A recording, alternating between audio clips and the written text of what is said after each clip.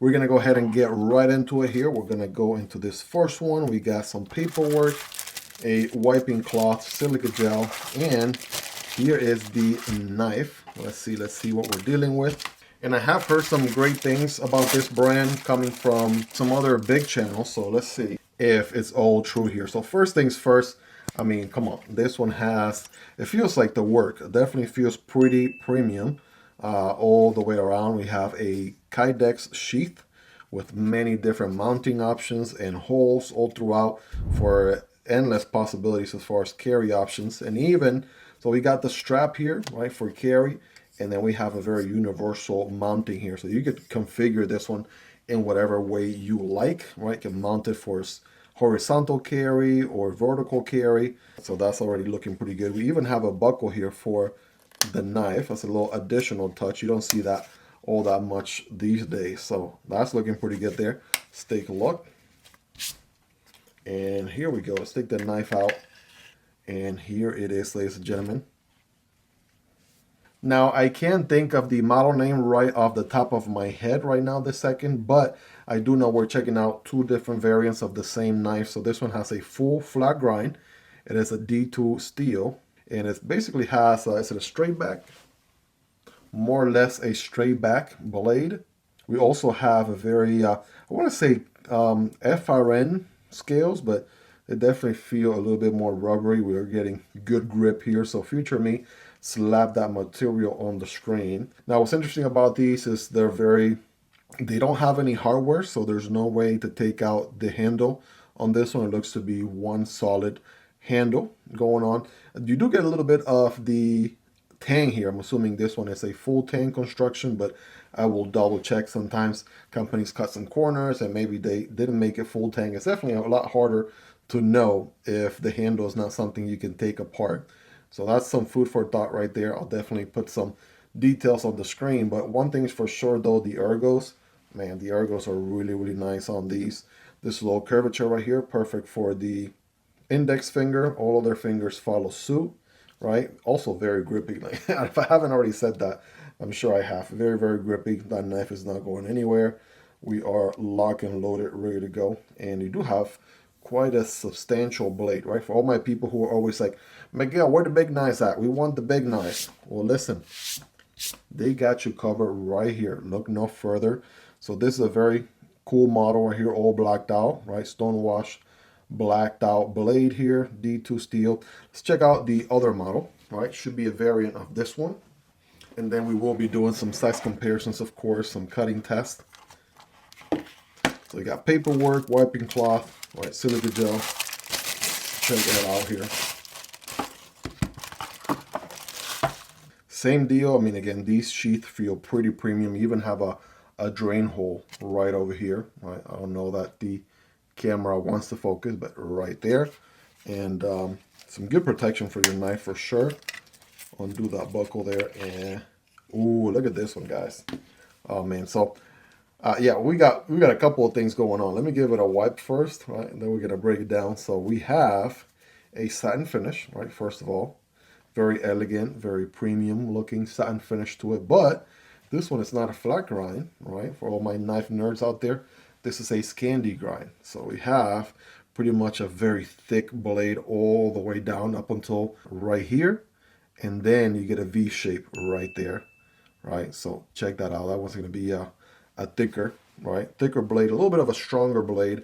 So if you're doing some woodworking, cutting, chopping some wood or what have you, this one will definitely be more of a fit for that. If you're doing more fine cutting, right, then this one obviously is going to be the better slicer, the full flat grind. So full flat grind, you start at this thickness, but the moment you move further down, you start getting thinner and thinner all the way to the very edge. Here, you remain thick, or the blade remains thick all the way till right there. So definitely this one's going to be the more hardcore, right, wood chopper, you know, situation. Not necessarily the best slicer, but the more heavier duty, longer lasting one. But yeah, we're talking about quite the knife there, ladies and gentlemen. Got some size to it, right? Trying to fit them both on the screen so we can showcase a few more fixed blades here. Starting with some of the smaller EDC fixed blades that I own, there's the Kizer Smolt. You can see the shear size difference there. Here's another one of my all-time favorites, the Vosteed Mink, which is a little bit larger, but again, nowhere even close to the ballpark on these other guys. I mean, it's very clear. These are very outside, outdoors capable fixed blades. That's exactly where they excel at. That is the environment that they are meant for. So unless you work on like a farm or you're doing a lot of outdoorsy stuff on a daily basis, you know, maybe something a little bit shorter might be a better fit for you. I know it is for me, but you know, I still wanted to obviously showcase it, share here in the channel, given there's so many of you guys that have different tastes, that like different sizes of blades and whatnot.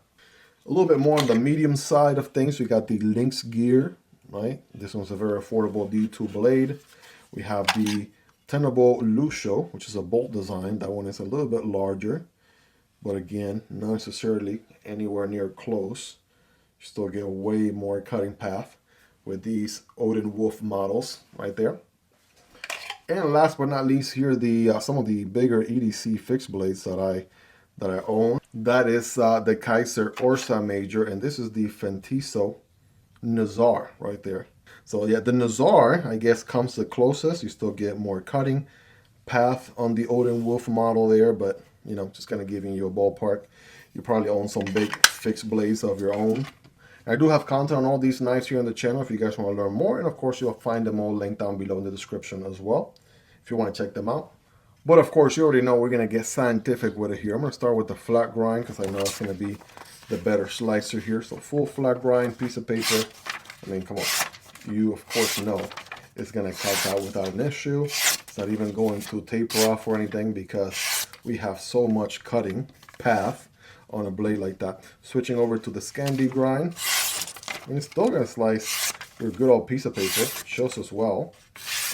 So don't underestimate it in one bit. So still got a fine, very sharp V right there, right? And that's SCANDI, if you will. And then as far as cutting some cardboard, we're going to cut at a diagonal angle here for better performance. Single wall piece of cardboard.